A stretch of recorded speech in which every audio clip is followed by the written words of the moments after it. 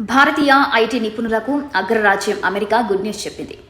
దేశీయంగా H-1B visa పునరుద్ధరణకు అవకాశం ఇస్తూ ఒక పైలట్ ప్రాజెక్టును ప్రారంభించింది. ఈ మేరకు యుఎస్ స్టేట్ డిపార్ట్మెంట్ సోమవారం ఒక ప్రకటన విడుదల చేసింది. ఈ ప్రత్యేక ప్రోగ్రాం జనవరి 29 నుంచి ఏప్రిల్ 1, 2024 వరకు లేదా అన్ని అప్లికేషన్ స్లాట్లు నిండే వరకు ఈ రెండింటిలో ఏది ముందైతే అది చివరి తేదీ వరకు ఉంటుందని తెలిపింది.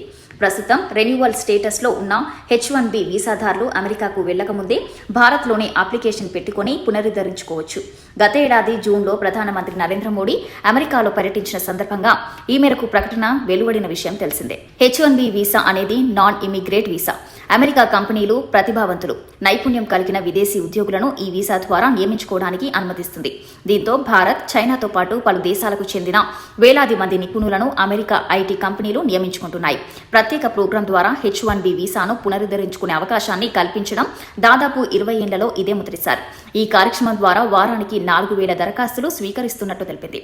అప్లికేషన్ స్లాట్ను జనవరి 29, ఫిబ్రవరి 5, ఫిబ్రవరి 12, ఫిబ్రవరి 19, ఫిబ్రవరి 26 తేదీలలో విడుదల చేస్తామని యుఎస్ స్టేట్ డిపార్ట్మెంట్ తెలిపింది. సూచించిన తేదీల్లో మాత్రమే అప్లికేషన్లు స్వీకరిస్తామని, వారాంతరపు పరిమితి పూర్తయ్యే వరకు మొదట స్వీకరించిన దరఖాస్తుకే ప్రాధాన్యత ఉంటుందని తెలిపింది.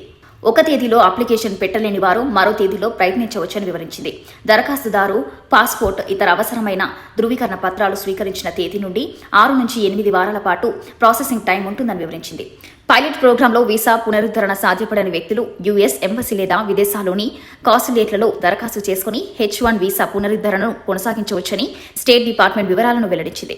ఈ నిర్ణయం వేలాది మంది ఇండియన్ టేకీలకు ప్రయోజనం చేకూర్చే అవకాశాలున్నాయి.